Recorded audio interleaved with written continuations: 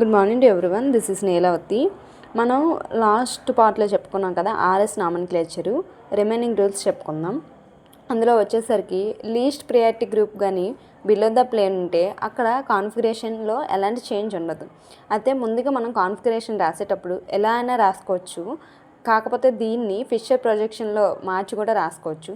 నేను ఇక్కడ ఫిషర్ ప్రొజెక్షన్లో రాశాను. ఇది ఆల్వేస్ ఎక్లిప్స్డ్.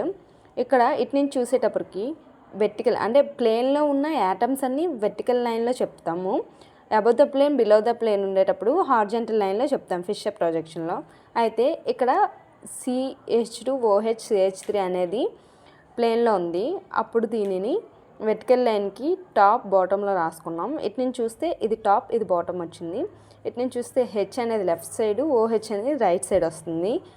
దీనికి ప్రియారిటీ ఆర్డర్ ఇస్తే S వచ్చింది, S వస్తుంది. ఇక్కడ H అనేది lowest priority group, below the plane ఉంది కాబట్టి SSగానే ఉండిపోతుంది. ఇక్కడ చూసుకుంటే సేమ్, కాకపోతే ఇక్కడ H అనేది అబౌవ్ ద ప్లేన్ ఉంది.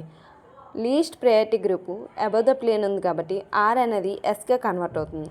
ఇక్కడ చూసుకుంటే ఈ ఎగ్జాంపుల్ చేద్దాం. ఇప్పుడు ఇక్కడ ఇటు నుంచి చూస్తే ఇది వెర్టికల్ ప్లేన్లో ఉంది కాబట్టి ఇది అబోవ్, ఇది బిలో, అంటే top of the vertical line, ఇది bottom of the vertical line వస్తుంది అనమాట. ఇది అబోవ్, ఇది బిలో ఉంది. ఇటు నుంచి చూసేసరికి ఇది లెఫ్ట్ సైడు, ఇది రైట్ సైడ్ వస్తుంది. దీనికి ఆర్డర్ ఆఫ్ ప్రియారిటీ ఇస్తే ఇది S వస్తుంది. కాకపోతే క్లోరిన్ అనేది high priority group, below the plane ఉంది కాబట్టి ఇది S to R కన్వర్ట్ అవుతుంది.